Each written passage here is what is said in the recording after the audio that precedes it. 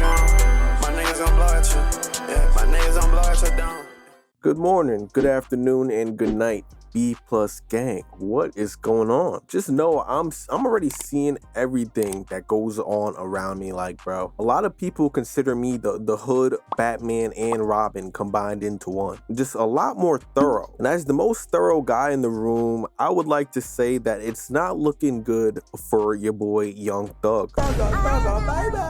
Okay, so after getting out of jail, it seems like he's had a lot of trouble adjusting to this new landscape, and he hasn't really gotten any track to stick in the public consciousness. I think we're seeing this a lot more with artists that get out of jail. Like 10-15 years ago, that was the greatest marketing ploy of all of hip-hop history. But in the modern era of rap, we're seeing artists get out of jail and not being able to capitalize on the first day out hype, looking like your boy Bobby Shmurda out here. But despite all of this hasn't stopped the Young Thug from being opinionated on Twitter and giving takes that literally nobody asked for, like saying Kid Cudi was snitching for giving testimony on P. Diddy. Yes, nigga, the Predator. Stop it.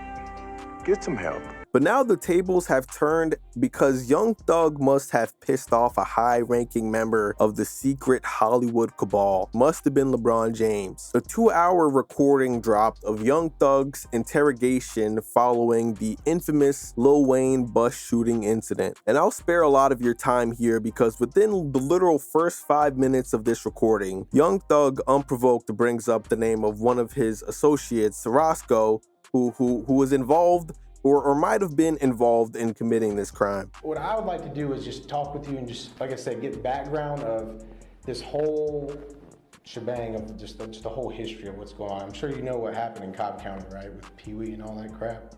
Oh, Roscoe? Yeah, Roscoe. With the Lil Wayne shit? Yeah. There's a lot of stories, I guess, that are out there. Who knows if they're freaking true or not, you know what I'm saying? But that's why we're here, you can disprove it. Anything you say can be used against you in court. Yes. You understand? Okay. You have the right to talk to a lawyer before we ask you any questions and to have a lawyer with you during questioning. You understand that?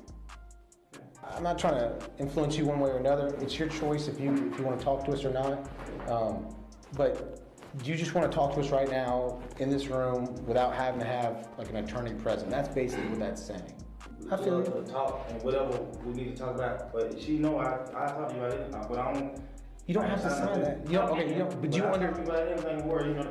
do you understand that though? Yeah. Okay. Now, of course, Young Thug will go on to Twitter and try to defend himself from the snitching allegations. But my mama and my grandmama always told me, okay, if it walks like a duck and it talks like a duck, it goddamn sure ain't a Ford F-150, okay? So if you are, for example, one of Young Thug's enemies, let's take Gunna, okay? My name is Gunna, and I'm having a pretty good old time watching all of this go down on the TL. Young Thug is the guy that literally turned the whole industry against me, and now he's getting that same treatment that he just put me through. Low-key, I might use this to make my career come back in full effect, but then it gets worse for him and better for me because in addition to the discussion now that's out in the open about if he's snitching or not, spoiler alert, he probably is, according to his definition, even more prison audio would release of Young Thug on a jail call, essentially bad-mouthing a bunch of artists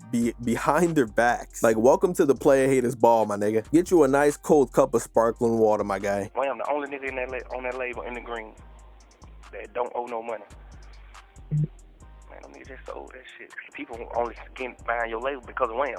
They not buying your label because no motherfucking Migos. Them niggas in the red. Them niggas ain't making no money, huh? Watch out. Them niggas in the red. You know what I'm saying? Like, one or two of them done bought their shit back from your ass anyway. Done gave your ass 15, 20 million of they little hard-earned money. Scooter Braun DM'd him, said, yo, bro, let's have a meeting. He told Scooter Braun, shit, I'm bringing P. Scooter Braun like, you ain't gonna need to bring P. You know what I'm saying? That's my big homie, bro. You know what I'm saying? I ain't never doing that with bro. Like, shout out part of everything I do. Scooter Braun like, okay, cool. He started him Wham and hit P. P went straight and took to me without Wham. I talked to Wham on the phone. I said, what you think he gonna give you out that money? I'm like, be always real. Do you think he gonna give you 75 to 100 million out that deal? He like, hell no, I don't think that nigga gonna do it right like that. That nigga went straight around Wham and called P and bought the whole label from P. The Gucci. P P used to be signed to Gucci Man. When Gucci Man found out that shit, he dropped it. Cause P used to try to rap. Yeah, go out, end up going to jail. I guess he just got him turned soft.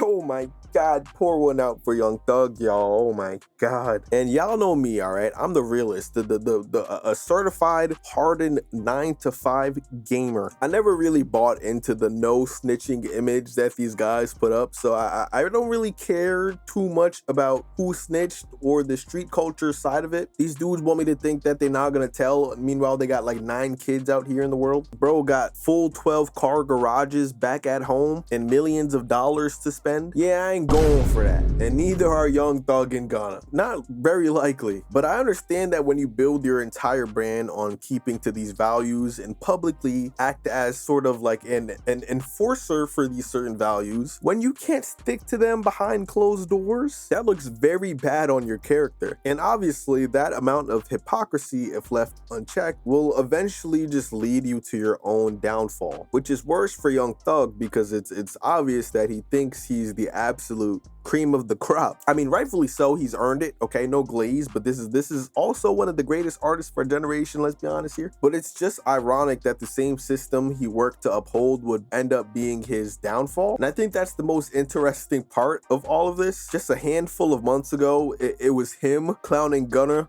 on Twitter for being a snitch, and we already got all the leak audio of him like telling Durk essentially not to f with him, you know. But now we have audio of this. Yeah, man, I hope that nigga do it. Getting all the damn verses to this nigga, man. What the heck you doing, crazy? All that fake, I ain't getting on no rapper song shit. I don't be liking them type nigga like that. Why? Why you don't want to do no feature? Why when you want to do a feature for a superstar? Like, you ain't like goddamn Street calling you for a song, you know? Like, you really got Lil Durk calling you for a song. Lil Baby, Thug, real superstar calling you for a song. Why wouldn't you do the song? We lit, nigga. We going #1 too. Fuck you thinking? Supposed to be a nigga who bless a nigga. That's why them niggas will never be bigger than Drake. Ever in life. Niggas will never be bigger than Buddy. Buddy gonna do it right. Buddy fuck with everybody. You know how many niggas like Drake change? How many niggas can take care of their family because of Buddy? Just like straight fucking with you. Kendrick, goddamn, put a nigga on, nigga. Y'all niggas, you're a superstar. You don't ran up you a few hundred M, but you ain't put nobody on though. You see what I'm saying? You ain't even put Keem on. Cause the shit you and him doing, this shit ain't really doing that. You ain't really help nobody. It's the saying. You did all that shit for nothing, nigga. You ain't help nobody, nigga. Nigga ain't really gaining no fans off of you. Keem ain't big. Keem love hell, man. He can't sell no fucking ticket. Watch out. Like, man, watch out. I truly believe you do a song with me, Wham, Durk, Moneybag. I truly believe we'll have your ass dope. Trending, cause it's gonna be like people in the real world fucking with you. It's gonna be real players and cool bitches, lit bitches and players and shit like that fucking with you. Them type of people ain't fucking with you. You gonna get like the real streets and the real people fucking with you. You gonna get the East Coast fucking East Coast ain't fucking with you, bro. You really trying to keep all the blessings to yourself. You really trying to keep everything to yourself. You really sit in the studio and work on the album and don't put nobody on the album. Like, god damn, bro, you ain't gonna fuck with nobody. You ain't gonna bless nobody. This type of audio with the context of knowing that this was Young Thug. No, not even Young Thug. Jeffrey. This was literally Lil Jeff at his most honest, vulnerable, raw, and unfiltered moment in life. He thought nobody would ever hear these recordings. And the honesty of that, like, bitterness of this whole thing is just like coming through very strong. This man truly got mad at Kendrick and said real people don't listen to his music. The love and hate is definitely without a cure.